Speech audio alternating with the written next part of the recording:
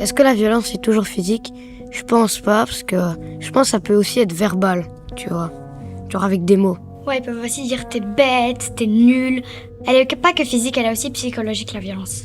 On a en effet tendance à considérer à tort que la violence envers les enfants ne concerne que la violence physique, ce qu'on appelle la maltraitance, ou encore les violences sexuelles, à savoir tout acte pédocriminel, qu'il s'agisse du viol ou de l'inceste. La violence peut en effet aussi être psychologique, et si on imagine facilement que ces violences, qu'elles soient physiques ou sexuelles, puissent avoir un retentissement dans la vie de ces enfants, il est moins évident de comprendre que les violences psychologiques, elles aussi, peuvent avoir un impact fort dans la vie d'une personne. La violence, ça pourrait pas faire partie de l'éducation parce que, c'est pas chouette. Même la personne qui le dit, je parie, elle se sent assez coupable après. Les enfants, ils sont souvent traumatisés et non éduqués quand on leur dit ça. Ces gestes et ces paroles, qu'on appelle aujourd'hui violences éducatives ordinaires, ne le sont pourtant pas. Elles laissent des traces, elles s'inscrivent dans la psyché des enfants, souvent de façon invisible. Et ces traces-là, on les retrouve plus tard, dans leur vie d'adulte, dans la manière qu'ils ont d'aimer, de réagir, de se protéger et de se raconter. C'est justement ce que je vous propose d'explorer dans cet épisode. Je vais donc vous parler de violences éducatives ordinaires et d'une notion qui est directement associée à ces violences, à savoir l'emprise. Et vous entendrez le précieux témoignage d'une personne que je vais appeler ici Émilie, afin de préserver son anonymat. Avant de poursuivre l'écoute de cet épisode, je dois vous avertir qu'il contient des récits de violence. Vous n'êtes donc pas obligé de l'écouter aujourd'hui si vous sentez que votre état émotionnel ne le permet pas. Reportez éventuellement l'écoute à plus tard et prenez soin de vous. La psy, c'est pour les fous. La psy c'est pour les fous.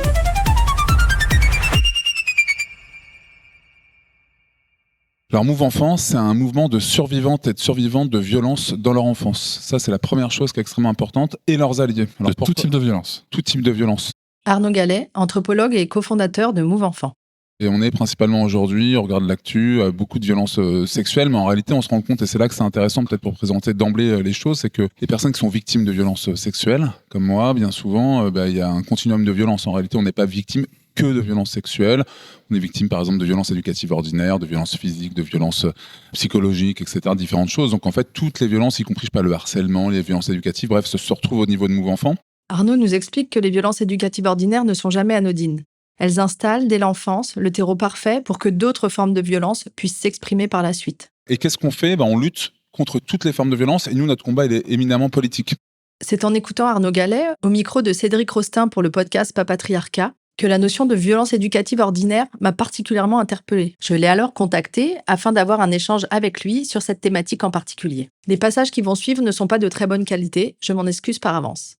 Je suis également d'ailleurs membre de Stop VO, Stop aux violences éducatives ordinaires. Je suis membre du conseil d'administration. Et donc, ce sont des sujets pour moi qui me tiennent particulièrement à cœur, tout simplement parce que je suis convaincu qu'il y a un continuum de violences faites aux enfants. Et pour donner une définition assez large pour moi des violences éducatives ordinaires, qui d'ailleurs, des fois, le terme de violence ordinaire, forcément, on peut se dire, tiens, est-ce qu'il y a certaines violences dont on devrait s'habituer ? C'est toute la question en fait qui nous est posée. Moi, je trouve que le terme n'est pas si mal finalement parce que ça fait écho aussi à quelque chose qui date depuis des lustres, à savoir le fait qu'on dresse des enfants. Que par le biais notamment d'une claque, comme l'a dit le Premier ministre il n'y a pas très longtemps, notamment quand il a été auditionné à l'Assemblée nationale par la commission d'enquête, lui-même a dit que une claque de bon père de famille. Et moi, je pense que justement, il n'y a pas de claque de bon père de famille. Donc c'est ordinaire, c'est banal. Les violences éducatives ordinaires désignent la violence physique, psychologique ou verbale envers un enfant dans le but de l'éduquer, de lui faire adopter des comportements qu'on estime être les bons pour son éducation, et que cette violence est culturellement tolérée et banalisée par la société. Et si des organisations telles que Move Enfant, Stop VO ou encore Collectif Enfantiste ont vu le jour ces dernières années, c'est parce que ces violences ne sont pas sans conséquences sur le développement d'un enfant. Les violences éducatives ordinaires peuvent générer des troubles chez les enfants et ont très souvent des répercussions dans leur future vie d'adulte. Il est fréquent d'observer chez les victimes de violences éducatives ordinaires des troubles de l'anxiété, des troubles du comportement, des troubles somatiques, de la dépression et plus largement un défaut d'estime et de confiance en soi. On sait, grâce à des recherches extraordinaires, que ça abîme une des parties les plus essentielles du cerveau. Catherine Gueguin au micro de Mathilde Bouichou pour le podcast Parentalité. Et cette partie qui s'appelle le cortex orbitofrontal, parce qu'il est derrière notre orbite et notre front, il sert à des choses extrêmement précieuses, à avoir de l'empathie, et ça c'est fondamental, à faire face à nos émotions, à avoir un sens éthique et moral, et à faire des choix. Donc vous imaginez bien que cette maltraitance émotionnelle, maintenant on a des études scientifiques qui nous disent que oui, quand on dévalorise un enfant, quand on le punit, ça abîme ce cortex orbitofrontal. Qu'est-ce que nous apportent d'abord ces neurosciences affectives et sociales ? C'est d'abord de nous permettre de changer totalement de regard sur le développement de l'enfant et de savoir que l'enfant a un cerveau extraordinairement immature, malléable et vulnérable. Et ça, généralement, on ne considère pas comme ça du tout l'enfant. Et après, du coup, si eux, ils deviennent parents, ils peuvent refaire la même bêtise. C'est un cercle vicieux. Voilà, t'as tout compris. Et si ces violences sont perpétuées de génération en génération, c'est à cause d'une méconnaissance du développement cognitif et affectif des enfants. Alors, qu'est-ce que c'est que les neurosciences affectives et sociales ? D'abord, il faut savoir que c'est quelque chose de très, très récent. Ça date vraiment du 21e siècle. Auparavant, au 20e siècle, on ne savait pas du tout ça. On savait que le cerveau était dévolu aux fonctions intellectuelles, motrices et sensorielles. Et les neurosciences cognitives, qui s'intéressent aux mécanismes cérébraux de tout ce qui est intellectuel, sont très anciens. Ils datent de 1970, alors que les neurosciences affectives et sociales, qui nous montrent quoi ? Qu'une très grande partie du cerveau est dévolue aux émotions et aux relations, datent du 21e siècle. Si nos grands-parents et nos parents, eux, ne savaient pas, les nouvelles générations de parents ne pourront pas dire qu'elles ignoraient. Donc c'est un événement considérable de savoir que nous, les êtres humains, nos émotions et nos relations sont quelque chose d'absolument fondamental. Et qui vont modeler notre cerveau, le fonctionnement de notre cerveau. Totalement modifier le fonctionnement et le développement du cerveau. Et ça, ce n'était pas du tout pris en compte au XXe siècle. Donc c'est une vraie révolution, même dans la compréhension du développement de l'être humain. Aujourd'hui, on comprend et on sait qu'il faut faire autrement. Mais à l'époque, on ne savait pas. Donc il ne s'agit pas d'accuser les anciennes générations. Absolument. Il faut absolument se débarrasser de cette culpabilité. Jusqu'à maintenant, sur toute la planète, dans toutes les cultures, dans toutes les religions, l'éducation est basée sur la domination de l'enfant et sur des humiliations verbales et physiques. Et je n'en veux pas du tout aux adultes de faire ça, parce qu'ils le font en croyant bien faire, en croyant que, en disant à son enfant « t'es pas gentil, c'est pas bien », en le punissant, en le tapant, que c'est comme ça que l'enfant va bien se comporter et bien travailler à l'école. Cette éducation est utilisée depuis des millénaires. Donc vous imaginez bien que ces recherches nous disent de faire autrement. Donc ça ne va pas se faire en un coup de baguette magique. Il va falloir comprendre et puis changer nos attitudes. Catherine Gueguin insiste bien sur le fait que l'éducation est basée sur la domination de l'enfant. Et il existe un lien fort entre domination et emprise, puisque l'emprise peut être définie comme une forme de domination psychologique et morale d'une personne sur une autre. Pour comprendre particulièrement de quoi il est question quand on parle d'emprise, je me suis adressée à Jean-Claude Mas, psychologue spécialisé dans la clinique de l'emprise. Jean-Claude s'est d'abord intéressé aux dérives sectaires, puis a élargi son champ de compétences et d'application à toutes les formes de dérives de l'emprise. Son expérience l'a amené à théoriser sur cette notion. En réalité, l'emprise est une composante tout à fait normale et fonctionnelle de n'importe quel lien au départ. Le lien, on pourrait le voir comme une emprise réciproque entre deux personnes. Ce qui va nous interpeller, c'est pas l'emprise en tant que telle, c'est la façon dont certains individus détournent ce phénomène naturel à leur profit égoïste, alors que normalement, l'emprise doit servir le lien. On pourrait dire, alors que l'emprise normalement doit servir le lien, entre les mains de certaines personnes, ça se met à leur service à eux et donc d'une certaine façon contre le lien. Maintenant que Jean-Claude nous a donné un cadre théorique clair pour comprendre l'emprise, j'aimerais vous partager une histoire bien réelle. Parce que l'emprise ne ressemble pas toujours à des scènes extrêmes. Parfois, elle se construit en silence, dans des petits manques répétés presque imperceptibles. C'est pour ça que j'ai choisi de vous parler d'Émilie. Son histoire met en lumière une forme très particulière de VO, de violence éducative ordinaire, à savoir les violences invisibles. Au sein de sa famille paternelle, ce ne sont pas des cris ou des coups qui ont marqué son enfance, mais une forme d'absence. L'absence de prise en compte de ses besoins affectifs et émotionnels, une absence qui s'est répétée dans le temps.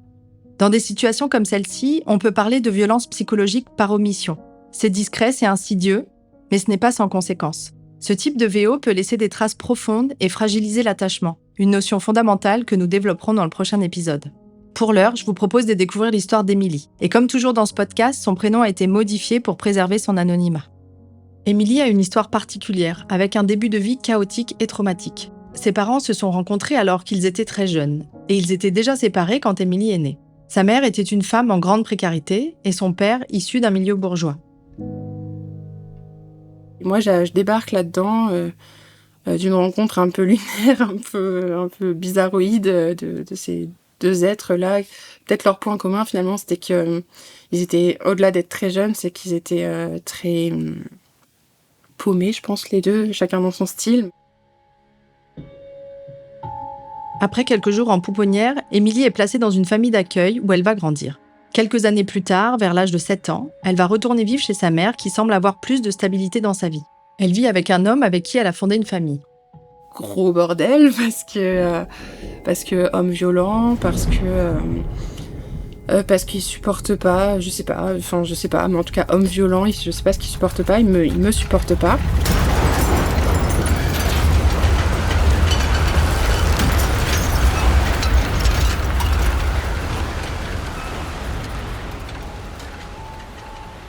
L'homme en question, son beau-père donc, va abuser d'elle. Son calvaire s'arrête assez vite, mais le mal est déjà fait. Cet homme est interpellé et condamné à une peine de prison. À ce moment-là, Émilie est de nouveau séparée de sa mère et retourne vivre dans la même famille d'accueil, famille avec qui elle se sent en sécurité. Et c'est dans ce contexte de violence extrême qu'Émilie va rencontrer sa famille paternelle. Sa grand-mère, dès qu'elle a eu connaissance de l'existence d'Émilie, avait tenté de rentrer en contact avec elle. À l'époque, la mère d'Émilie s'y était opposée et les démarches n'avaient pu aboutir. À ce moment-là, la situation est différente. Émilie rencontre donc cette grand-mère, son père et toute sa famille paternelle. Et à partir de là, elle va régulièrement aller leur rendre visite pendant les vacances scolaires et parfois le week-end. Émilie rencontre donc sa famille paternelle alors qu'elle a déjà 7 ans, famille avec qui elle a des liens de sang. Ce fait sera reconnu grâce à un test de paternité. Et pourtant, jusqu'à cet âge avancé, Émilie n'aura pas eu de relation avec cette famille, étant donné qu'elle n'en connaissait même pas l'existence. Jean-Claude nous expliquait donc que l'emprise en soi n'est pas problématique, et quand elle est utilisée à des fins personnelles, égoïstes, alors c'est là que ça devient problématique. C'est à ce moment-là que Jean-Claude parle de dérive de l'emprise. Il distingue 3 degrés de dérive. Un premier degré qui serait le cas où l'emprise n'est plus réciproque, où l'emprise est à sens unique. Un personnage généralement transgresseur met l'emprise à son service, mais on n'a aucune emprise sur lui ou elle, c'est pas une question de sexe. C'est super bizarre, je sens que petit à petit, il y a des attentes qui s'installent. On attend de moi que je réussisse bien à l'école, que je me comporte bien en société. Je me comportais déjà bien, mais c'est cette version-là beaucoup plus codée, beaucoup plus carrée et cadrée, on va dire. Donc, avec une éducation beaucoup plus modelée, avec quelque chose où vraiment je me dis fil droit. Où je sens que c'est pas en mode torture, on va dire, mais c'est en mode vraiment on attend des choses de toi, donc il faut que tu te tenir. Et puis moi à l'école, concrètement à ce moment-là, j'ai décroché avec tout ce qui s'est passé avant, le contexte de violence d'avant. Moi à l'école, je fais ce que je peux, mais c'est pas ça quoi. Enfin, c'est pas du tout ça. Et j'aimerais, mais non. Enfin, j'ai plus les facilités d'avant, j'ai plus la capacité d'attention d'avant. Donc j'ai l'impression qu'il y a un truc où ça tiraille des deux côtés. Il y a moi qui a complètement décroché parce que j'y arrive plus. Et il y a cette espèce d'attente immense de la petite, enfin c'est pas ça, mais c'est comme ça que je le traduis aujourd'hui. La petite, il va falloir qu'on rattrape le coup, qu'on fasse en sorte qu'elle s'insère bien dans la vie. Enfin, je pense qu'il y avait de ça.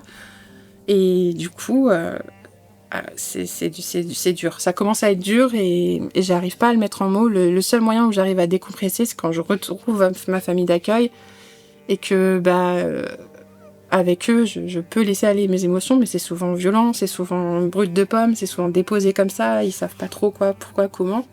Émilie comprend très vite les injonctions implicites qui lui sont imposées. Elle doit non seulement respecter le modèle éducatif familial, mais aussi respecter les codes en lien avec un milieu social donné, sans contrepartie de sécurité émotionnelle, étant donné que c'est dans sa famille d'accueil qu'elle trouve cette sécurité. Mais c'est des codes très pratico-pratiques, en fait, les codes qu'ils ont eux, c'est par exemple... en société, on se tient bien, on met pas les coudes sur la table, c'est des trucs tout pourris, mais en fait, mis bout à bout, ça fait beaucoup. Et moi j'aime bien, quand je me sens oppressée dans quelque chose qui n'est pas moi, j'aime bien faire tout le contraire. La réaction d'Émilie est somme toute assez normale et lui donne l'illusion de garder un tant soit peu le contrôle sur sa propre vie. Cette grand-mère a déjà une idée très précise en tête de ce que devra être l'avenir d'Émilie. Et bien sûr, cela part évidemment d'une bonne intention. On imagine que cette grand-mère, après des années d'absence, veut offrir le meilleur à cet enfant à partir de sa propre grille de lecture de ce qui est bon pour elle. Elle a sûrement voulu bien faire. À un petit détail près, l'opinion d'Émilie n'a pas vraiment été prise en compte par cette famille paternelle. Et ses besoins affectifs et émotionnels, au regard de son histoire de vie, n'étaient pas non plus pris en considération. Alors même que les intentions de cette grand-mère étaient bonnes, on peut qualifier avec le recul certaines de ses attitudes de violentes. Non pas parce qu'elle voulait nuire, ce n'était pas du tout une femme méchante, mais précisément parce qu'elle ne reconnaissait pas Émilie comme un sujet avec des besoins affectifs et émotionnels propres. C'est là que la violence se loge, dans cette absence de prise en compte totalement invisible pour l'entourage. Et même pour elle d'ailleurs, qui était profondément convaincue d'agir pour le bien d'Émilie. On peut donc qualifier ces violences par omission de transgression, ce qui nous renvoie directement au 2e degré de dérive de l'emprise selon la théorie de Jean-Claude. 2e degré de dérive, l'emprise se met au service d'une transgression, quelle qu'elle soit. C'est pas son objectif à l'emprise, que par les transgressions attaquent les liens. On pourrait même dire de façon plus générale, la violence attaque le lien. Et donc quand l'emprise se met au service d'une transgression ou d'une violence, de façon plus large de violence, elle fait le contraire de ce qu'elle est supposée faire. Émilie étant une enfant placée en famille d'accueil, tous les 2 ans, sa situation était réévaluée. La protection de l'enfance lui demandait donc à quel endroit elle voulait vivre. Et comme c'est dans sa famille d'accueil qu'elle se sentait véritablement en sécurité, c'est la réponse qu'elle donnait et qui était alors transmise à sa famille paternelle. On voudrait que tu reviennes avec nous, on fait une demande de garde. Les toutes premières fois, c'est encore plus parlant. Moi, je veux pas, je suis incapable de le dire. Donc, mais c'est les services sociaux qui t'ont manipulé. Ils supportaient pas une des assistantes sociales qui était en charge de ma situation. Donc, c'est l'assistante sociale qui t'a manipulé, c'est pas toi. Mais je pense qu'ils pouvaient tellement pas imaginer, vu que moi j'étais incapable de le mettre en mots, ils pouvaient tellement pas imaginer que c'était pas l'assistante sociale, mais c'était de mon fait. Elle se faisait juste porte-parole de moi. Que du coup, c'était une manière d'atténuer ou d'apaiser le truc de elle veut pas, elle revient pas, mais pas parce qu'elle veut pas parce qu'elle nous aime pas, mais c'est parce qu'on lui a mis en tête que on n'était pas bien, qu'on n'était pas des gens bons pour elle. La vie d'Émilie, en lien avec ses besoins affectifs et émotionnels du moment, ne peut pas être reçue comme telle par sa famille paternelle. Et comme ils y voient une attaque personnelle, ils vont tenter de la convaincre en dénigrant un petit peu sa famille d'accueil. Famille qui, je le rappelle, l'a accueillie quasiment depuis sa naissance, a pris soin d'elle alors qu'elle a vécu une des pires choses qu'un être humain puisse vivre, s'est occupée d'elle au quotidien alors que les conséquences du trauma faisaient rage dans la vie d'Émilie. Même avec ma famille d'accueil, par exemple, il y avait... c'est des gens gentils, mais quand même, ils sont un peu limités intellectuellement. Enfin, c'est peut-être pas comme ça que c'était dit, mais en gros, moi, c'est comme ça que je l'ai entendu. Mais par exemple, pour les devoirs, ils vont pas te suivre, ils vont pas... Et en vérité, ils avaient raison. C'était notre data, et c'était des gens très simples qui me faisaient faire mes devoirs, mais sans avoir des attentes surdimensionnées à ce niveau-là. Donc, on n'en demandait pas plus que ce qui était attendu. Ils me foutaient la paix avec ça, parce que je pense qu'ils avaient tellement la réalité de ce que j'étais au quotidien avec là où j'en étais, que oui, forcément. Donc oui, certainement que c'est pas qu'ils étaient limités intellectuellement, c'est juste qu'ils attendaient pas plus de moi que ce que je donnais. Et ils me comprenaient, en fait. Ils savaient d'instinct qui j'étais, comment je fonctionnais. C'est compliqué de trouver juste le milieu entre quelqu'un qui croit en toi, qui va te dire, oui, tu peux le faire. Et ça, ma famille du côté de mon père, ils avaient ce truc de... Enfin, en tout cas, ma grand-mère particulièrement, elle croyait en moi. Elle était sûre de mes capacités. C'était hyper agréable parce qu'au moins, elle me sous-estimait pas. Mais, du coup, ça gommait un peu la réalité de qui j'étais vraiment. Et la réalité de qui j'étais vraiment, à ce moment-là, en tout cas, c'était une gamine perdue, une gamine paumée, en même temps avec toujours ce truc de... à la fois vachement dans la vie, j'avais besoin de me raccrocher à la vie, donc hyper joyeuse aussi, il n'y avait rien de fou malade, j'étais pas en train de me morfondre au fond de mon lit, je continuais d'être une pré-ado qui avait envie de continuer sa vie normalement, mais ça, ce truc de symptômes de post-traumatique que je pouvais avoir sur un autre enjeu de violence, ça devait se régler dans un cabinet de psy. Mais non, en tout cas, c'est la sensation, encore une fois, que j'avais. Mais non, parce qu'en fait, c'est au quotidien. Moi, je vivais ça au quotidien. Je n'allais pas juste le déposer 1 heure, 1 semaine à un psy et puis après revenir à ma vie. Non, ça se jouait dans tout. Ça se jouait dans l'école, ça se jouait dans les liens avec les gens, que ce soit avec ma famille, avec mes amis, avec tout. En fait, c'était... Donc je pouvais pas faire comme si... Je pouvais pas faire autrement que ce que j'étais, mais avec eux, j'avais l'impression que si, en fait. Je me sentais pas comprise, c'était gênant. Émilie n'a donc pas fait l'objet d'humiliations directes de par sa grand-mère, mais le fait de remettre en cause les capacités de cette famille d'accueil prend la forme d'une humiliation indirecte, d'autant qu'Émilie se sent bien à leur côté, et avec eux, elle a le sentiment d'être comprise. Alors que sa famille paternelle devrait la protéger, elle se sent attaquée. Et face à ce qu'elle perçoit, elle, comme une menace, Émilie va réagir en essayant de se faire la plus discrète possible. Respectueuse et reconnaissante, elle ne veut surtout pas faire de vagues. Je m'adapte, et en même temps, je sens vite un décalage, un malaise, que je peux pas expliquer à ce moment-là, que j'arrive pas à dire, parce que c'est difficile d'expliquer, de dire qu'on ressent un malaise, mais de dire pourquoi, d'où il vient, qu'est-ce qui le crée, est-ce que c'est les gens, est-ce que c'est le contexte, est-ce que certainement un mélange de plein de choses d'ailleurs. Chez les victimes de violences éducatives ordinaires, il est fréquent d'observer une perte de confiance en soi et la remise en cause de ses propres ressentis. 3e degré de dérive, c'est celui où non seulement la transgression, la violence est autorisée, mais elle devient carrément obligatoire. Quelque chose dans le lien dérive de façon telle que on peut vraiment parler de perversion, puisqu'il y a une véritable inversion de ce que devrait être une emprise quand l'emprise est fonctionnelle. Le 3e degré de dérive, c'est celui où la violence du parent n'est plus simplement tolérée, mais elle devient la règle. On n'est plus dans une perte de contrôle ponctuelle, mais dans quelque chose de systématique. La violence fait partie du fonctionnement de la relation. À ce niveau-là, le parent est persuadé que ce qu'il fait est nécessaire, voire mérité. L'enfant, lui, n'est plus vu comme une personne, mais comme quelqu'un qui doit se conformer, obéir, se taire. L'autorité du parent devient absolue. C'est lui qui décide du vrai, du faux et du sens de ce qui se passe. Et quand il y a un décalage, quand la situation est absurde, injuste ou disproportionnée, c'est malgré tout à l'enfant de reconnaître sa faute. C'est très fréquent aussi à ce stade que le parent nie ses paroles, ses gestes ou minimise ce qui s'est passé, comme si c'était l'enfant qui avait inventé ou qui exagérait, qui avait mal compris. On demande alors à l'enfant de douter de lui-même plutôt que de douter du parent. Et dans ces situations, l'enfant, pour garder le lien, parce qu'il n'a pas le choix, finit par porter la responsabilité de tout ce qui dysfonctionne dans la famille. Dans ces familles, on attend souvent que l'enfant excelle, qu'il soit irréprochable, qu'il maintienne les apparences. Il doit rassurer le parent, combler ses attentes, nourrir son image. À l'extrême, il devient le bouc émissaire, celui sur qui on projette tout ce qui ne va pas. Et les conséquences sont souvent lourdes. L'enfant perd peu à peu le droit d'exister comme sujet, avec ses propres besoins, ses propres envies, son propre caractère. Pour supporter tout ça, il va souvent se couper de lui-même. C'est ce qu'on appelle la dissociation en psychologie. C'est une sorte de mise à distance émotionnelle qui lui permet de survivre, mais ce n'est pas sans conséquences. Ces contextes créent ce qu'on appelle un trauma complexe. Non pas un événement unique, mais une accumulation de blessures relationnelles répétées sur des années. Et ces traumas sont directement liés à la qualité de l'attachement entre un enfant et son parent. Parce que quand la personne qui est censée protéger devient la source de danger, cela marque durablement la manière dont on se sent en sécurité ou pas dans une relation. Mais nous reviendrons en détail sur cette notion dans le prochain épisode pour comprendre comment ces blessures d'attachement se construisent et comment on peut les réparer.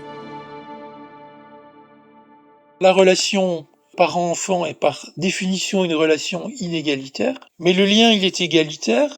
Donc quand je dis qu'un lien est égalitaire, il faut pas entendre un 50-50. Ce n'est jamais 50-50. C'est absurde de penser que ça peut être 50-50. Ça veut dire qu'il y a en tout cas suffisamment d'emprise dans les deux sens pour que les limites de l'autre soient toujours respectées. Dans le cas de la relation familiale, dans le cas du lien filial, que les limites de l'enfant sont respectées et que les limites du parent sont respectées. Dans le cas où les limites de l'enfant ne seraient pas respectées, ça va donner des parents maltraitants et dans l'extrême des parents incestueux. Pour prendre un exemple de maltraitance psychologique très basique, c'est le cas où en fait l'enfant est chargé par le parent de le réparer.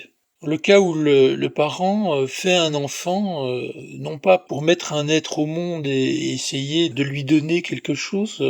On pourrait évoquer d'ailleurs à cet égard la notion de dette de vie. Dans le cas de l'histoire particulière d'Émilie, on ne peut pas parler de dette de vie entre Émilie et sa grand-mère, étant donné que ce n'est pas elle qui lui a donné naissance. Mais dans le cadre de cette dynamique relationnelle en particulier, on peut tout à fait parler de loyauté invisible. En fait, ma grand-mère fait les démarches parce que mon père, il n'est pas en capacité de les faire. Donc en gros, elle le représente, on va dire, d'une certaine manière. Mais elle se donne beaucoup. Je sais aujourd'hui, malgré tout ce qui s'est passé après, que le fait que je puisse connaître ma famille, c'est grâce à elle, quand même. Et peut-être qu'à un moment donné, si elle l'avait pas fait, moi, ça m'aurait manqué et j'aurais été chercher moi-même. Donc le fait qu'elle l'ait fait, ça m'a évité de le faire moi et ça m'a permis de connaître toute cette filiation, enfin, toute ma filiation de ce côté-là, quoi. Et ici, on peut bel et bien parler de loyauté, puisque la grand-mère a été la personne qui a recréé du contact avec Émilie. Elle lui a ouvert une porte. Dans son histoire, cette ouverture fait figure de geste fondateur. Grâce à elle, Émilie n'a pas été totalement coupée de sa famille paternelle. Et le geste de cette grand-mère a un poids, pas un poids imposé, mais un poids ressenti. Émilie peut avoir vécu ce geste comme un don relationnel, un geste qui lui a permis d'exister, de compter pour sa famille paternelle. Émilie a reçu ce don dans un contexte de vie très particulier. Elle venait d'être victime de violences de la part de son beau-père, crime pour lequel celui-ci a été emprisonné, et les services sociaux ont estimé que sa mère n'était plus en capacité de s'occuper d'elle, et elle a alors été replacée chez sa famille d'accueil. C'est donc dans ce contexte très particulier qu'on peut imaginer qu'Émilie ait développé une loyauté très forte envers sa grand-mère, qui a fait les démarches nécessaires, grâce à quoi Émilie a pu rencontrer son père et toute sa famille paternelle. Et ce type de loyauté n'a rien à voir avec l'amour ou la gratitude consciente. C'est souvent beaucoup plus subtil. C'est une loyauté qu'on appelle structurelle. On peut imaginer qu'Émilie ait pu se dire « Si elle a fait ça pour moi, je dois rester attachée à elle. Je ne peux pas la décevoir. » Cela l'empêche alors de porter tout regard critique. Cette loyauté empêche souvent l'enfant de voir les zones d'ombre de la relation. Parce que remettre en question cette personne reviendrait inconsciemment à remettre en question une base de sécurité qu'il a eue à un moment crucial de sa vie. Émilie se sent donc redevable envers cette grand-mère. On peut parler ici de dette relationnelle implicite. Et c'est justement sur ce terreau fertile que les violences éducatives ordinaires peuvent se mettre en place. Alors c'est des parents qui font vivre à leur enfant une espèce de up and down. Alors un up and down qu'on retrouve dans toutes les dérives de l'emprise d'ailleurs, hein, mais qui est paradigmatique dans ce cas-ci. C'est que l'enfant, tant qu'il remplit les attentes du parent, il est mis sur un piédestal. Il n'est pas sous position d'enfant d'ailleurs, hein, parce qu'un enfant n'est pas supposé être sur un piédestal. Mais dès qu'il dévie si peu que ce soit de l'attente du parent, il est mis à bas de son piédestal, il est mis plus bas que terre. Soit il est mis plus haut que ce qui devrait être, soit il est mis plus bas que ce qui devrait être. On est toujours dans les extrêmes. Et ça, c'est une violence en soi. C'est une violence, c'est même une violence extrêmement destructrice. Dans le témoignage des victimes d'emprise, on entend qu'à la limite, le plus dur, c'est pas d'avoir été disqualifié. Le plus dur, c'est cette alternance entre les moments où on est glorifié, où on est presque déifié, et les moments où on est disqualifié, mais disqualifié dans un sens. C'est plus fort qu'une disqualification, c'est vraiment être mis plus bas que terre. C'est même pas être mis à terre, c'est être mis plus bas que terre. Les explications de Jean-Claude ont résonné fort en moi. Et c'est assez étonnant, car c'est précisément par cette image-là que j'ai commencé mon roman La fleur au fusil. Je suis là, allongée par terre, ventre contre sol. Ma joue gauche repose sur le bitume, les larmes tièdes coulent sur mes joues. De cet endroit-là, je vois les arbres du bas-côté de la route et devine le thym et le romarin. Malgré la posture inconfortable dans laquelle je me trouve, j'aime le paysage qui s'offre à moi. La garrigue de Provence. L'asphalte est chaud. Il a eu le temps d'emmagasiner la chaleur du doux soleil de printemps. Je suis clouée au sol, les yeux fermés, incapable de bouger. Je suis dans la sidération la plus totale. Il y a beaucoup d'autres violences psychiques qu'on pourrait identifier, nommer, mais celle-là, elle est vraiment très centrale, et surtout qu'elle participe à l'emprise, c'est-à-dire que quand vous êtes pris comme ça dans ce up and down, ça participe à ce cercle vicieux où l'empriseur a de plus en plus d'emprise et l'emprisé en a de moins en moins. Et à la fois, c'est ce qui est bizarre et l'ambivalence du truc, c'est toujours... Elle m'écoutait beaucoup, elle me posait plein de questions sur ma mère, sur mes sœurs. Il y avait personne d'autre qui me posait autant de questions que sur qu'elle. Et du coup, c'est ça qui est paradoxal, c'est cette espèce d'écoute immense qu'elle avait de toute ma famille. Il n'y a personne qui m'écoutait autant qu'elle. Donc c'est je t'écoute, tout ça, et en même temps, c'est pas, ce serait peut-être un peu fort de dire ça, mais je prends des trucs de ce que tu dis pour le reformuler et t'amener à ce que je voudrais te faire dire sur des trucs, par exemple, typiquement les retours de jugement. Je pense pas qu'elle avait d'intention comme ça, mais c'est comme ça que ça s'est joué dans le lien, j'ai l'impression. Ce que partage Émilie ici est en effet particulièrement déroutant, et c'est d'ailleurs ce que nous explique Jean-Claude. D'un côté, cette grand-mère donne l'impression à Émilie d'être dans une grande écoute, lui faisant penser que son opinion est importante. Mais dans la réalité, son avis est complètement invalidé. Il est même rejeté, et sa famille lui reproche d'avoir été manipulée par les services sociaux. Puis le projet, je sens, aussi bien du côté des services sociaux que l'attente de ma famille, que je retourne vivre avec eux. Donc pas tout de suite à ce moment-là, mais que dans un plus ou moins long terme, c'est ça le projet. Et je sens cette attente-là, je sens qu'il y a ça qui se trame derrière, et moi ça me fait peur. Je veux pas. Donc je me raccroche encore. Plus je sens qu'on m'y amène, plus je résiste et je veux rester avec ma famille d'accueil. Je veux pas de deuxième rupture, je veux pas, même si elle sera pas pareille, même s'il y aura pas de violence telle que je les ai connues avec ma mère, mais je veux pas de deuxième rupture, peu importe le cadre idéal de vie qu'on me propose derrière. Voilà, c'est ça le truc. Cette situation a dû être très inconfortable pour Émilie, d'autant plus que tous ces événements ont eu lieu pendant son adolescence, période charnière s'agissant de la construction identitaire d'un individu. Alors ce que j'en dis, c'est pas que l'enfant ne peut pas réclamer davantage un assouplissement des règles à l'adolescence, hein. C'est que bien des crises d'adolescence, crises qui n'ont pas lieu dans les sociétés traditionnelles. Alors entendons-nous, tous les adolescents connaissent une crise identitaire, parce qu'il y a le passage de l'enfance à l'âge adulte, c'est un passage difficile, quoi qu'il en soit, mais cette crise identitaire ne débouche pas forcément sur une crise relationnelle dans la relation entre le parent et l'enfant. Pourquoi ? Parce que, en principe, quand l'emprise est fonctionnelle, les parents s'adaptent à chaque âge de la vie de l'enfant et les parents accompagnent l'enfant dans la crise identitaire du passage à l'âge adulte et ça donne des adolescences qui peuvent être douloureuses d'un point de vue identitaire, mais qui sont quand même un petit peu allégées du fait que les parents accompagnent cette crise plutôt que d'en devenir les victimes.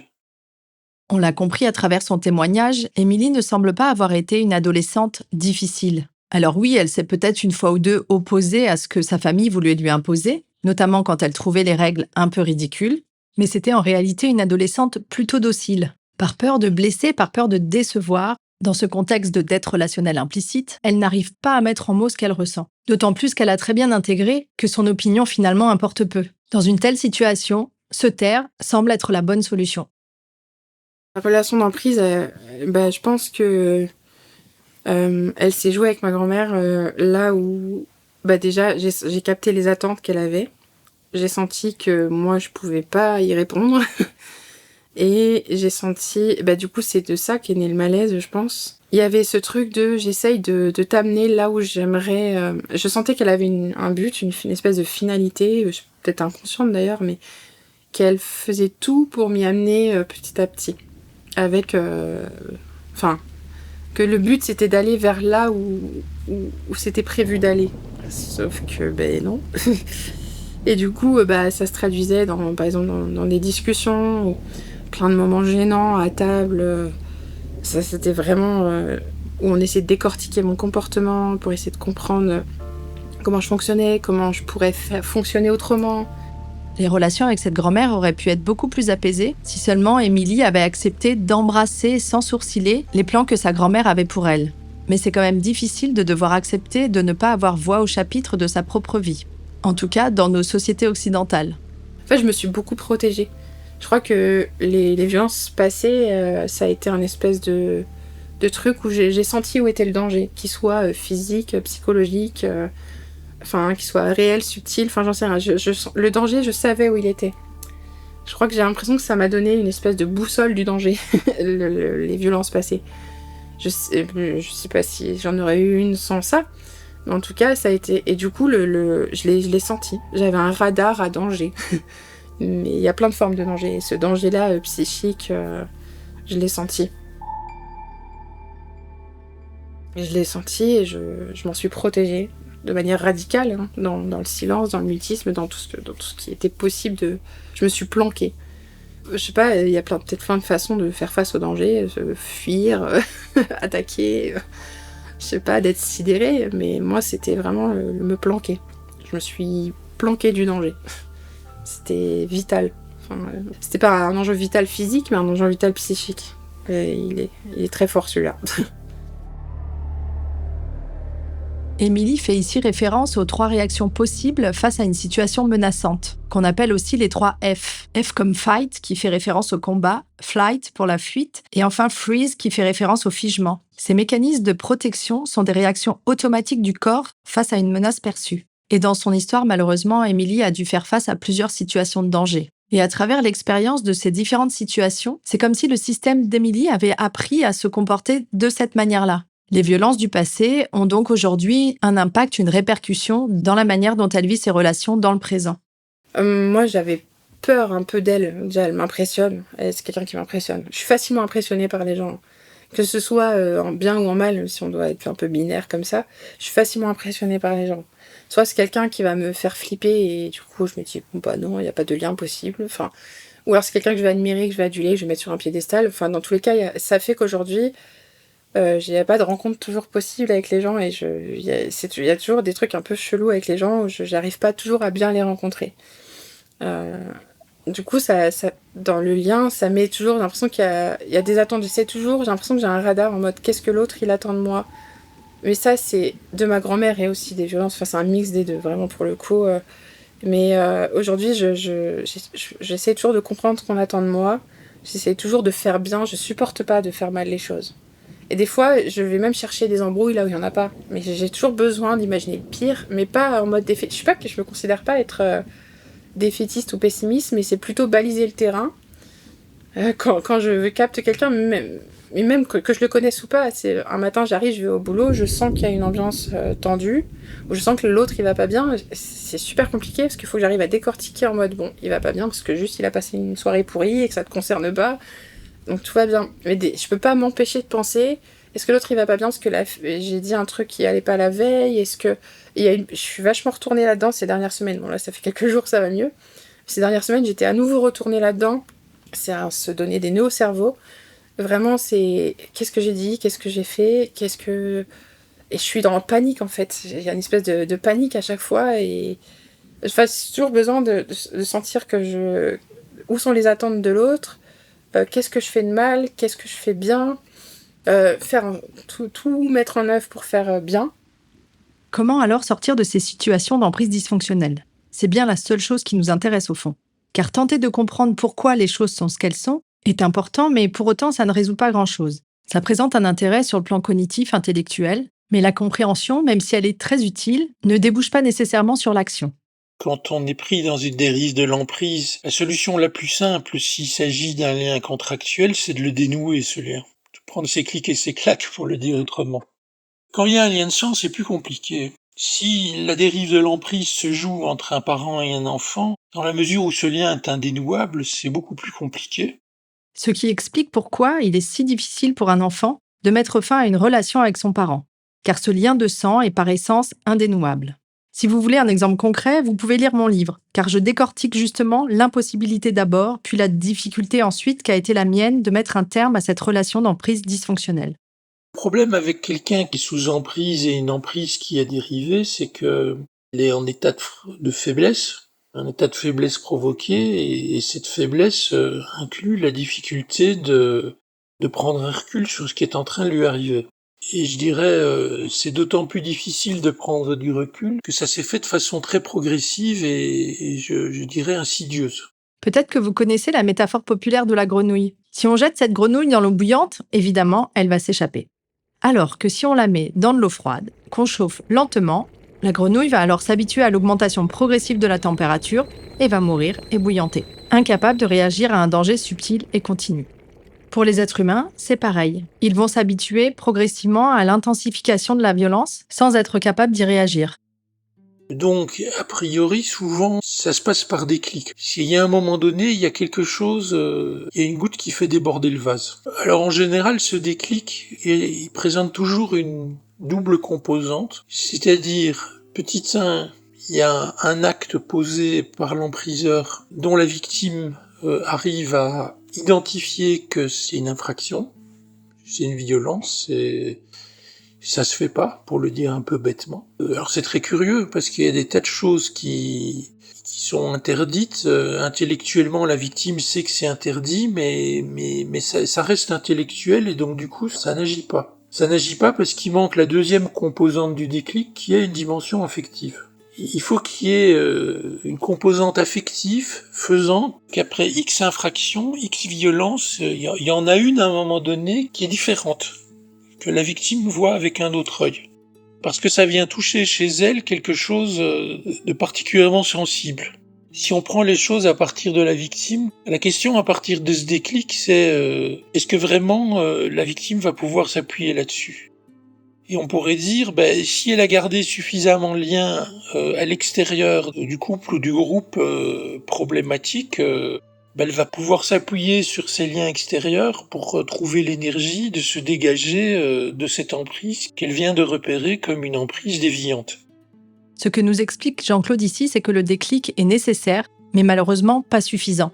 Si la victime n'a pas dans son entourage des personnes sur qui elle va pouvoir s'appuyer, sur qui elle va pouvoir compter, il lui sera alors difficile de s'extraire de cette situation. Au fond, l'idée, c'est à un moment donné, il y a des clics, je sais qu'il faut que je parte de là, mais est-ce que j'en suis encore capable ? S'il y a encore des liens à l'extérieur, la victime va s'appuyer sur les liens pour compenser le manque d'énergie qu'il lui faudrait pour partir. C'est une chose. Autre chose qui va de pair avec le fait qu'il y ait encore des liens, c'est de trouver des témoins. Parce que une des choses qui se passe dans les dérives de l'emprise, c'est que l'agresseur n'arrête pas de dire à la victime qu'elle a tort de sentir ce qu'elle sent, que ce qu'elle sent n'a pas de valeur. Vous vous souvenez, ça c'est déjà le 3e degré de dérive. Et la victime remet de plus en plus en cause la valeur de son ressenti. Et donc il va falloir trouver des témoins à l'extérieur pour lui dire « oui, t'as raison de sentir ce que tu sens ». Mais on revient sur le problème de départ, c'est-à-dire est-ce qu'il y a encore des liens à l'extérieur ? Est-ce que ces témoins existent encore ? Quand j'ouvre les paupières, je vois les chevilles de mon compagnon qui vient d'arriver. Dans cette posture, somme toute assez inhabituelle, je comprends qu'il est temps que les choses changent profondément. Je n'ai plus le choix. Toute cette situation est autant insensée qu'inacceptable. La présence de mon compagnon me donne l'énergie de bouger. Je me relève lentement. Une fois debout, je tombe dans ses bras. Il m'accueille avec tout l'amour qu'il a pour moi. Blotti contre lui, je me sens déjà un peu soulagée. Néanmoins, je reste sous le choc. J'essaye de lui expliquer ce qui s'est passé, mais les sanglots me lacèrent la trachée. Malgré les demandes répétées de sa famille paternelle de l'accueillir chez eux et les incompréhensions face à son refus, Émilie traverse donc sa scolarité sans exploit particulier, mais en gardant le cap malgré tout. Elle essaye, malgré les événements passés, d'être une adolescente comme les autres. L'année de terminale, année pourtant charnière, Émilie ne se pose pas tellement de questions quant à son avenir, tellement elle est persuadée de ne pas avoir le bac. Sa grand-mère ne voit pas tout à fait les choses sous le même angle, et elle a déjà pensé l'avenir de sa petite fille sans particulièrement la concerter. Et si elle l'a fait, Émilie étant de toute manière incapable de s'affirmer quant à cette grand-mère, elle acquiesce sans conviction. Le bac en poche, ce à quoi Émilie ne s'attendait pas, elle monte à Paris pour intégrer une classe préparatoire pour passer les concours des écoles de JE, éducateurs jeunes enfants. Les concours passés et en attendant les résultats, elle retourne dans sa famille d'accueil après avoir vécu 6 mois avec sa grand-mère. Dans l'esprit de ma grand-mère, ce qui serait bien, c'est que je prévois un plan B.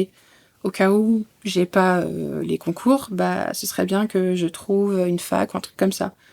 Moi, je me dis, non, j'ai pas envie de ça. J'ai envie que si jamais j'ai pas les concours, j'ai plus envie de chercher du boulot direct, tant pis. Je sais pas, si je m'inscris dans une fac, ce sera une fac histoire de... Mais c'est pas vraiment une vraie volonté, donc non, j'ai pas envie de ça. Et c'est là que se fait la rupture, parce que le jour où elle l'apprend, elle le prend très très mal, elle est prête à venir me chercher, j'ai pas envie de ça. Cette situation a été pour Émilie le truc de trop. Vous vous souvenez la goutte qui fait déborder le vase dont nous parlait Jean-Claude ? Et alors qu'elle était entourée des personnes en qui elle avait vraiment confiance, avec qui elle se sentait en sécurité, elle a osé sortir de son mutisme, affirmer son point de vue et dire non. Je veux pas de ça. Et en fait, là, il y a eu un grand silence qui s'est étalé sur des années, en fait. Et pendant des années, on s'est recroisés, mais j'étais incapable de lui dire quoi que ce soit. Et elle a vécu ça comme une grosse trahison. Mais j'arrive pas à le mettre en mots. Je suis incapable de lui dire. J'ai jamais pu lui parler pour des trucs beaucoup plus anecdotiques avant. Alors sur des trucs comme ça, c'est impossible pour moi. Je me dis, je comprends la peine que je lui fais, mais je suis quand même bloquée à ce blocage qui s'est intensifié avec les années, qui se cristallise à ce moment-là, et c'est impossible. Je peux pas lui parler. Émilie coupe donc la relation avec sa grand-mère, mais reste toutefois en lien avec son père et son grand-père, encore pendant plusieurs années. Jusqu'au moment où il y a mon grand-père qui essaye toujours de me comprendre. Il essaye parce qu'il a toujours eu ce genre de petites phrases avec moi. Pourquoi t'es comme ça? T'as des graves problèmes psychologiques. Avec tout ce que t'as vécu, c'est normal, t'as des graves problèmes psychologiques, vraiment. Et en fait, j'essaye de voir où il veut en venir. Je vois pas. Un jour, on discute et je réalise qu'en fait, il projette chez moi un truc de sa propre histoire. Donc il y a ce truc-là. Et puis à côté de ça, il y a ce truc de mais pourquoi tu parles pas à ta grand-mère? Ce serait bien que tu lui reparles. Il essaye de comprendre pourquoi je lui parle pas. Et un jour, je crois que je lui dis. J'arrive à lui dire. D'ailleurs, je sais même plus ce que je lui dis, mais je crois que je lui dis juste j'arrive pas, on s'est jamais comprise, c'est pas elle, c'est pas moi, c'est le nous qui se fait pas, quoi. Enfin, c'est à un moment-là que je réalise que le nous se fait pas. Et du coup, ça lui va pas, en fait, l'explication lui va pas. Et un jour, il me pose un ultimatum, il me dit si tu reparles pas à ta grand-mère, moi je te parle plus. Et là, je me dis bon, tant pis, ne nous parlons plus. Enfin, je déteste le chantage, j'aime pas. Ça a trop été en soum-soum, ce truc avant. Et quand là, c'est posé texto, pour moi, c'est un déclic. Je me dis, s'il veut pas, je vais pas l'obliger. Je me suis pris une petite claque. Je me suis dit, si le lien, il est soumis à condition, non. Non, en fait, désolée, mais non. Enfin, moi, je signe pas ce contrat. Il n'y a pas de contrat à signer du tout, d'ailleurs. Je veux pas de ça, juste. Et moi, je prends mes distances aussi avec lui à ce moment-là. Émilie utilise le terme de contrat. Or, les liens contractuels sont, comme me l'a expliqué Jean-Claude, réservés uniquement aux liens amoureux et aux liens professionnels. Ce qui lie Émilie à ses grands-parents est un lien filial. Il semblerait ici qu'il y ait en effet une confusion dans la nature du lien qui réunit ces différentes personnes. Et cette confusion peut tout à fait être à l'origine du conflit relationnel. Jean-Claude nous précise que sortir des griffes d'un empriseur est une chose qui se prépare, parfois longtemps à l'avance. Si vous qui m'écoutez aujourd'hui n'êtes pas victime, mais témoin d'une telle situation, Jean-Claude a un conseil à vous donner. Quand vous repérez une situation d'emprise, ne poussez pas trop vite à la séparation. Laissez à la victime le temps d'un petit peu se renforcer, d'un petit peu étayer aussi sa conviction d'être tombée dans un piège. Discuter avec elle des conséquences que ça va avoir, parce qu'il suffit pas de partir, il peut y avoir la séparation peut être extrêmement difficile. En effet, il faut être assuré d'être suffisamment solide pour pouvoir s'extraire des griffes d'un empriseur, ce qui est particulièrement difficile compte tenu de la fragilité dans laquelle l'empriseur a mis l'emprisé. Le soutien de l'entourage est donc ici précieux. Et donc la séparation avec un empriseur, quand l'emprise est déviante, donc c'est des séparations qui peuvent être extrêmement violentes et donc ça se prépare. Donc il faut, quand un déclic a lieu, pouvoir prendre le temps, ne pas réagir dans l'urgence, mais prendre le temps de discuter de ce déclic, de le renforcer, de lui donner plus de force, de renforcer la victime qui doit elle aussi récupérer un peu des forces pour sortir, de renforcer ses liens. Jean-Claude m'expliquait lors de nos échanges que c'est souvent grâce à une faute commise par l'empriseur que l'emprisé va trouver l'occasion de se sortir de cette situation. On est à ce moment-là dans un cercle vertueux qui va permettre ce qu'on appelle la déprise, la sortie de l'emprise. Et en répétant bien que le problème c'est pas l'emprise, c'est le fait que cette emprise est dérivée. Et que la nécessité de la déprise, c'est pas que l'emprise serait mauvaise en soi, c'est vraiment que l'emprise a dévié. Toute cette analyse sur la nature du lien permet de pouvoir accompagner au mieux les personnes qui viennent nous voir en psychothérapie. Car dans ces situations particulières, il est souvent nécessaire de faire appel à un tiers pour nourrir la force de sortir de cette situation, faire prendre conscience à cette personne des ressources qu'elle possède, notamment en termes de liens affectifs dans son entourage, et éventuellement l'orienter vers des associations qui soutiennent les victimes d'emprise, en fonction du type de l'emprise. Je me permets d'insister sur cette dimension de fonctionnalité dans l'emprise quand elle n'est pas déviante, parce que ce qu'on observe dans la thérapie des victimes d'emprise, c'est que il y a 2 temps en fait dans ces thérapies. Il y a un premier temps où elles apprennent à dire non, et elles n'étaient plus capables de dire non, et elles doivent réapprendre à dire non. Et puis il y a un second temps, pour le dire en une formule, elles doivent réapprendre à dire oui. Parce que si elles ne réapprennent pas à dire oui, qu'est-ce qui se passe? C'est qu'elles n'arrivent plus à nouer des liens. Or, nous sommes des animaux grégaires, nous avons besoin de liens. Nous vivons dans et par le lien. Donc il est extrêmement important de nouer des liens, mais pour nouer des liens, il faut redevenir capable de laisser les autres avoir une emprise sur nous. Souvent, les victimes d'emprise, quand elles abordent le stade de la déprise, on pourrait dire elles jettent le bébé avec l'eau du bain, c'est-à-dire elles apprennent à dire non à l'agresseur, mais elles s'apprennent aussi à dire non à tout le monde, à tous les liens, y compris les liens qui pourraient les aider à se tirer d'affaire. Émilie a réussi à s'affirmer auprès de cette grand-mère, quitte à devoir rompre le lien avec elle. Et bien qu'elle ait réussi à sortir de cette relation d'emprise, les relations qu'elle développe, ou pas d'ailleurs, avec les gens de son entourage, ne sont pas si simples. D'autant plus qu'elle nourrit une forme de culpabilité quant à la rupture de la relation avec sa grand-mère. Et le fait de partir, moi je détesterais qu'on me fasse ça. Que quelqu'un se barre de ma vie sans m'expliquer. Et ça, c'est presque une angoisse aujourd'hui de me dire tu vas peut-être te prendre la contrepartie de ce que tu as fait. Enfin, après, je l'ai fait parce que j'avais pas d'autre moyen de le faire. Mais c'est mon angoisse aujourd'hui que quelqu'un parte sans un mot. C'est limite, vaut mieux une bonne engueulade que le silence parce que c'est angoissant au possible. Et je sais, c'est super dur et je détesterais qu'on me le fasse, mais je sais pas comment faire autrement. Donc j'allais dire, il n'y a qu'avec eux. Donc finalement, il n'y a pas qu'avec eux. Parce que le fait de ne pas pouvoir dire, ça se rejoue dans plein d'aspects. Dans le boulot, Donc finalement, c'est peut-être un truc qui me suit, moi, dans ma vie, et qui s'est cristallisé particulièrement avec eux, mais ça se retrouve dans tous les penchants de ma vie, en fait. C'est partout. C'est dans les amitiés, dans le boulot, dans tout. Quand quelqu'un me dit « tu préfères ci ou préfères ça ?» bah, comme tu veux. C'est comme tu veux. Mais des fois, j'ai des envies, des fois, j'en ai pas, mais quoi qu'il arrive, c'est comme tu veux. Je suis incapable de dire, mais pour des trucs de merde, en fait, des trucs tout pourris. Vraiment, j'y travaille, mais ça prend un peu de temps, quoi. Peut-être que ce sera l'histoire de ma vie, j'en sais rien. De réussir à transcender ça, à le transformer, J'aimerais bien faire partie de ce genre de personnes qui disent bah merde, tu me saoules, ou sans avoir peur que ça bousille une relation ou un lien. J'en suis pas là. J'aimerais bien, mais j'en suis pas là. Cette situation d'emprise ayant laissé des traces, Émilie a du mal à évaluer de façon objective les situations qu'elle vit. Et comme nous l'a expliqué Jean-Claude, Émilie ne sait pas vraiment encore dire oui aux relations nouvelles qui se présentent à elle. Mais il n'y a jamais rien de fluide. C'est jamais en mode... j'arrive pas à le faire de manière naturelle, immédiate. Genre, l'autre, il va dire un truc... il a dit ça c'est lui, ça c'est moi. Et puis, je suis obligée d'y repenser, de m'y reposer... pour peu que ça marche, mais pour me détendre sur le lien. Je suis toujours crispée dans un lien. J'arrive pas à me dire, bah, on a le droit de dire merde, et c'est pas parce qu'on va dire merde à l'autre que bah, ça va casser le lien. J'ai toujours l'impression de faire hyper gaffe à ce que je dis. Bon, je réfléchis pas toujours à ce que je dis avant de parler, mais non plus, faut pas exagérer, mais des fois, je repense à ce que j'ai dit et je renvoie un message en mode bon, désolé, si ça, alors que l'autre, il s'en fout.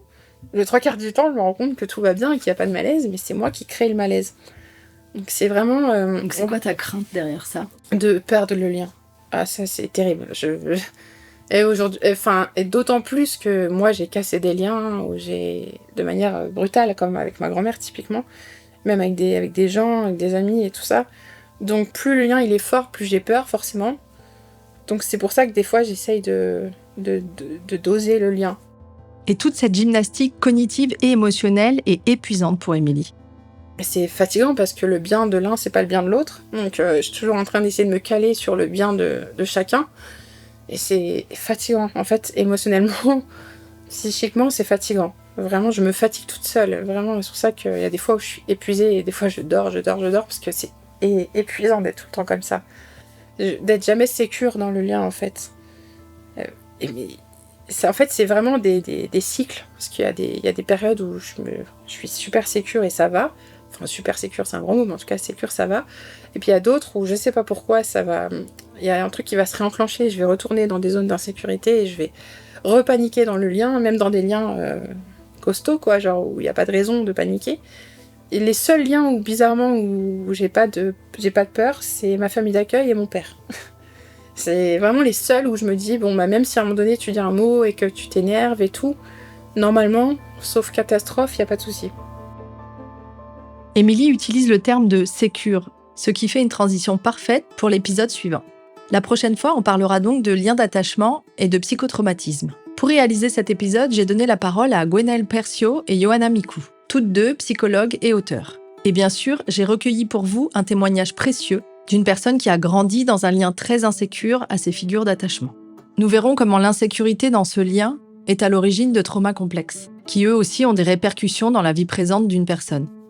Si vous aussi, vous pensez avoir été victime de violences éducatives ordinaires et que vous avez l'impression que les effets de ces violences se répercutent encore aujourd'hui dans votre vie, je vous encourage à prendre contact avec un professionnel, un psychiatre, un psychologue ou un psychothérapeute reconnu par l'ARS. Faire le point sur son histoire avec un tiers permet de prendre le recul nécessaire, ce petit pas de côté qui permet de dépasser nos blessures. Et c'est pour témoigner de ma propre expérience que j'ai écrit le livre La fleur au fusil, pour vous montrer qu'il est possible, notamment grâce à la thérapie, de guérir de nos traumas anciens et d'avoir enfin une relation apaisée vis-à-vis de soi, mais aussi des autres. C'est un message d'espoir que j'ai voulu transmettre en partageant mon histoire. Et si toutefois mon histoire résonne avec la vôtre, et que ça vous donne envie de lire mon livre, laissez-moi un commentaire, votre avis m'intéresse.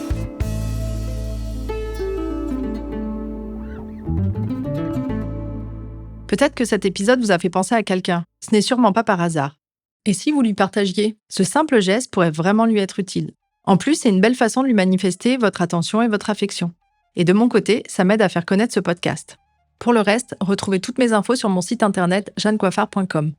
Un grand merci à Evan Santoni pour l'habillage sonore et le mixage. À très bientôt. Et d'ici là, prenez soin de vous. La psy. C'est pour les fous.